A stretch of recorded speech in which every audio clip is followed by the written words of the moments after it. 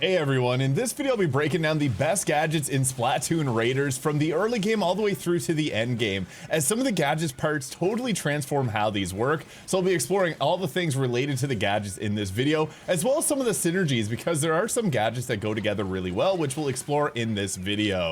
And I'll briefly touch on some weapons that pair well with these, because there's certain setups that actually work really well. But we're first going to start off with the speed tank. This, in my opinion, is the best tank. It's not really as amazing as it is like in the late game as it is like early game. It's not really that great when you have things like the tactical tank, which are super overpowered. But in my opinion, the Flywire is one of the best abilities in this game, because there's a few really interesting things about it. So with this, you can get 2 charges on it, the double trouble here and tank ability activation. These two together just makes it one of the best in slots. But that's not all, folks. It also gets damage surge. I don't even have the particularly amazing roll of it, because it can go up to 100% increased damage, which is huge, because when you use this with these 3 relics, you're getting all the tank abilities, which you can press ZL here to see what each of these are, and an enhanced version for the tank torrent. That means whenever you use a Flywire here, you can just pop in and then automatically just swim around, because you're creating paint underneath. So this can be really effective, because you'll have 5 seconds of increased damage,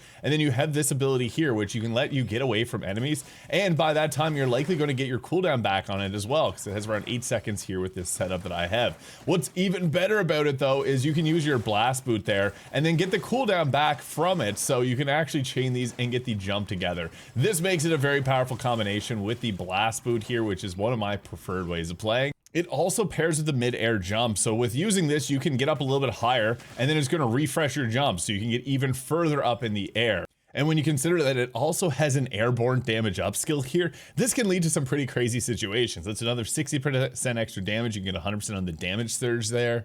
The other gadget cooldown here, giving 10% of the blast boot back when you use that. 2 charges, 20% of your skill back, so you can do the blast boot quickly. I also like to have the victory cooldown here, so you can get it a little bit quicker, as well as the enhanced cooldown reduced. I also have this maxed out, so it costs 6 slots instead of 8, and shortens the cooldown by 30%. So this here is what I believe to be one of the best gadgets, if not the best in the game, just because of the huge amount of mobility that it brings. You can also increase the range of it, you can increase the explosive damage, and even whenever you have it upgraded to give you this boost here, you can literally just pop it out of the ground, do an explosion right in front of you, which will sometimes clear out enemies, and then get away, because you're going to have a big speed boost here. So this is an insanely powerful option. I'm also going to then move on and talk about the blast boot. I'm sure you guys know this one is really good, but basically what you're going to be wanting to do with this is freeze enemies. If you get it maxed out, it's 100 freeze for 6 gadget part slots. This is massive, because freeze makes them take additional damage. Now I have a really good setup here with this weapon, where I have it so that whenever frozen salmonids get frozen, you attack them with this gun, it deals 5 times the damage. So this becomes huge, because this is a really strong blaster weapon. So that alone, you jump into a target, hit them with that exploding weapon, and absolutely destroy them. This combos well into everything. I'm using it as an offensive tool. It can be used to resupply your ink. You can use it to get away from encounters, because it gives you a big jump. You can also increase your gadget power, which is okay. I don't find that it's super amazing, because we're not using our gadgets for power, but more so mobility. But it also gives you damage surge. Now the cool thing about this, I also don't have the perfect roll for this either, but both of these damage surges will combine. So you can use one of them here and then jump into the next, and your attacks are going to get a double boost to their damage. So this can do some pretty silly numbers. You can make it jump higher, faster, you can make it explode even more, but honestly, I find it's just good as more of like a get away and freeze tool with the current setup that I have. So I like to also have the cooldown reduced. Don't have the fully maxed out version yet, almost to level 100 in the depths, but yeah, this is one of the absolute best in my opinion. Now there are some other good ones, like the dash bomb is nice, because this can also get some really nice boosts. Like you can use this and get damage surge as well on it. You can also have some additional explosions. I just don't find it to be as effective as Flywire and blast boot. The boomerang I found to actually be okay early game, because you can use it to ink in front of you. That's one of the biggest downsides that this tank has in the early game, is that ink is just really hard to apply to the ground to move around. So you can use the persistent boomerang here to help with that, and then add additional ink with the add ink here. So I found that this works pretty well in conjunction with each other.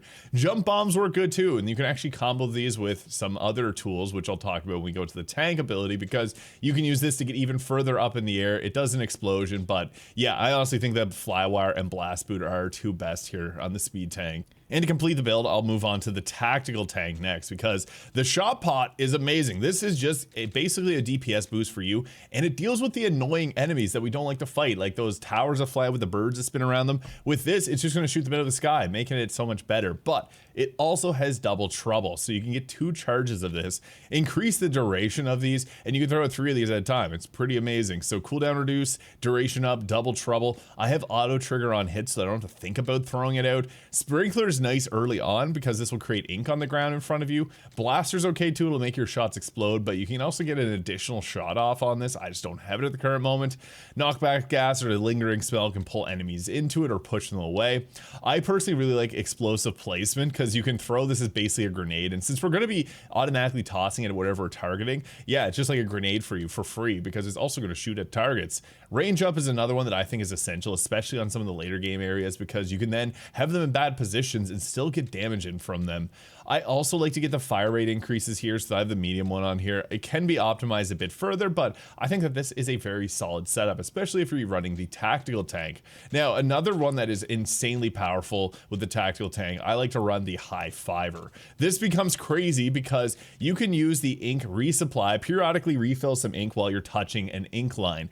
Why this is so good? You can basically have your bot buddy come in front of you, you can jump up on their back, and then you can angle this downwards so you're constantly in your ink here. So this becomes insane because you can literally just feed it to yourself, and you can see that it's going to spread out and still damage enemies. But another thing that I like to do with the high fiver is, let's say there's enemies in front of me, I back up and then walk into it here. So you can just basically use it as another way to get additional ink here, so you can just hold your ground. It's an incredible defensive tool, especially with the shot pods here, because they're going to be taking care of business while this thing is also blasting away.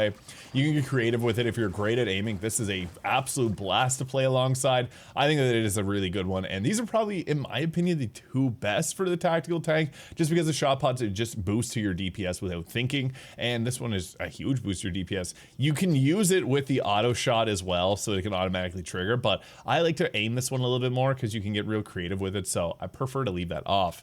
Now the bomb balloons, I think that this one, I really like to throw my playthrough because you can toss these out that create wires that deal damage, and you can get creative with them, and they're going to explode. I like to use the exploding, the one that makes it explode afterwards, so you can then go ahead with that. You can also make it follow you. The automatically explosive though, I think that this one is my favorite just because you can toss these out, have their lines do damage, and they're going to blow up and sometimes take out some enemies.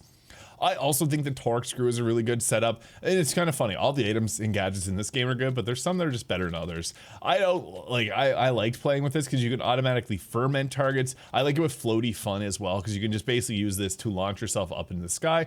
But you can use your bot buddy, and you can actually have the bot buddy and call it again and jump up even higher. The tether whale is also an interesting one. I just find that it's a little bit more annoying to use than anything. So yeah, the 2 best in my opinion for tactical tank would be high fiver and shot pod. Easy, consistent damage, and a very high damage option. Now, as we look at the power tank here, this one's interesting because early game Splatelites is the most overpowered thing, because when you have Splatelites out, basically what's happening is you're creating ink around you. And in the early game, that is one of the biggest downsides. You get overwhelmed easily because you don't have areas that you can swim quickly through. So this can be a really good crutch early game. Think of it like Spirit Guardians if you played Dungeons & Dragons, just gives you area of effect damage. You can also get a lot of really nice buffs for it. And you see there, I basically got it back pretty much immediately there. I'm not even using a cooldown reduction for this right now. But yeah, if you have a particular setup, you have near infinite uptime on the Splatelites here, which I think is incredible. I like to increase the inked area too, so that we do have a consistent travel speed, and this means you don't have to use the speed tank's ability. Splatlight damage up is also a good one. I also have the knockback and the uppercut here, which will just send enemies flying away from you, which is really funny. More Splatellites though is probably the most effective one on this setup because this increases it and gives you an inner ring. This pairs very well if you're using some of the melee weapons. I'm a big fan of the brushes. I am using a blaster right now, but the brushes are just so good. You have to get in close though, because they're kind of like a shotgun blast. So I also enjoy using the rollers too, so these can work very well in these particular setups. I just really like this earlier on, and I found that it's not as amazing later when you have similar options. Like again, you can basically just get the if you're to go ahead and swim underground for a few seconds, you're going to get that ability to swim anyways if you equip a relic. So yeah, you can just automatically do this without even having to have the Splatelites out. So it does lose a bit of effectiveness there when there's other options. Now I use Splat Shit a lot. I don't think it's the best. The Shellacker, however, is probably one of the better options because it just the highest possible damage in the game. You can charge it up, it can also shield you, and it can do an insane amount of damage. I love the way it looks too, like this is a really fun weapon. However, in my experience, when you're in the later game sections, I find it's hard to have a few seconds to just consistently charge up and shoot an attack, but you see it there, it is pretty good range and a fun one to use at that. So your mileage may vary, certain encounters may find this to be not the best weapon, but one that is actually really consistent is the Meteor Mitt. Now, what's great about the Meteor Mitt is you can also pair this with things like, as mentioned previously, you can go with the jump bomb as well. So basically just jump up in the air, use your bomb, and then you can go ahead with the big hammer fist, which gives a huge damage boost from the height that you're at. So yeah, you can go with that. If you're crafty enough, you can also use like the Flywire to get away. I like using the blast boot. That's my favorite setup here for if we're rolling with this, but you can't really combo those because this is going to jump you into the air anyways, and then you can, I guess, spam it a second time. If you have it with the freeze applied, this combo here will destroy everything. But as mentioned, I think the power tank does lose a bit of its effectiveness later on in the game compared to the other tanks. So the spin wheel is another option I guess you can go with. This can also create a bit of like a damage reduction zone for your character. So there are some uses for this. I just found if you're going with the power tank, it's probably best to use the Splatellites and Meteor Mitt, Splatellites and Splatch It, which is my preferred way of playing, or the Shellacker here because of the huge damage. But that is, in my opinion, I'll go over to, I guess, the top three recap. Best three for speed tank is Flywire and the blast boot, and they combo well together. For the power tank, my opinion, Splatelites and either the Meteor Mitt, Shellacker, and I guess the Splatch It is good too, because with this one, it can also come with a damage reduction while you're charging it up, so you can actually take a lot less damage, giving you a bit of a tanky option, but I find the power tank falls off a bit later on in the game. And the best, in my opinion, for the tactical would be the high fiver and the shot pot. But let me know your thoughts in the comments below. I'll likely do a tier list here as I get through the game and complete the 100th level here, so I get a further idea of how these rank up amongst each other. So let me know your thoughts in the comments. Hit the subscribe button below for more Splatoon Raiders. We'll catch you guys all in the next one.